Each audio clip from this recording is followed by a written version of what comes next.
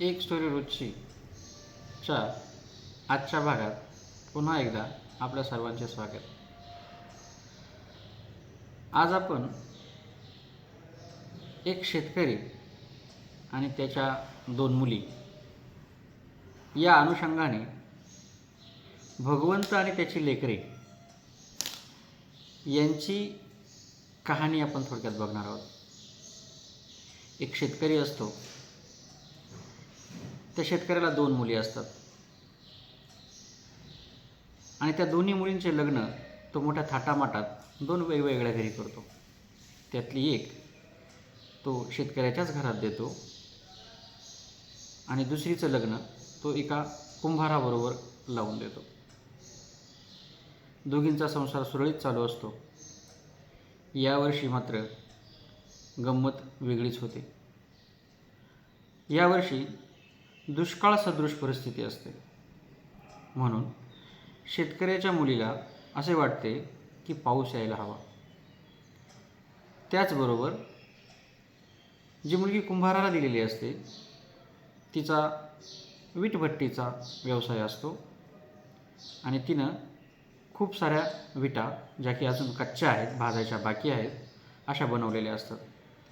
त्यामुळे तिला वाटतं की पाऊस थोडासा उशिरा आला तर बरं होईल.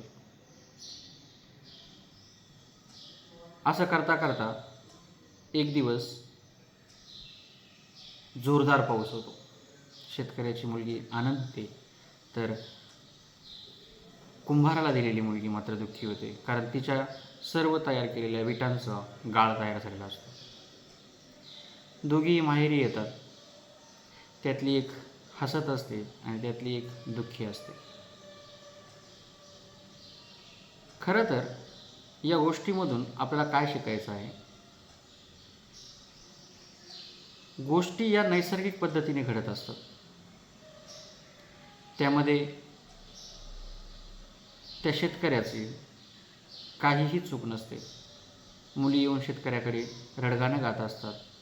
बाबा असं झालं, बाबा तसं झालं. एक आनंदानं सांगत असते, बाबा असं झालं, बाबा तसं झालं. तर यामध्ये त्या ठिकाणी तो शेतकरी फक्त ऐकून घेण्यापलीकडे काहीच करू शकत नाही. गोष्टी या नैसर्गिक पद्धतीने घडत असतात. त्यांना ॲक्सेप्ट करण्याचं किंवा त्यांना स्वीकारण्याची, त्याहीपेक्षा अशा गोष्टींवर मात करण्यासाठी काय उपाययोजना करता येईल यासाठीची काळजी घेणे हे आपल्या हातात असतं आणि म्हणून त्या दृष्टीनं प्रयत्न होणे गरजेचे आहे.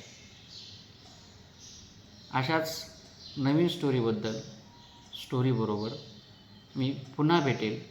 धन्यवाद.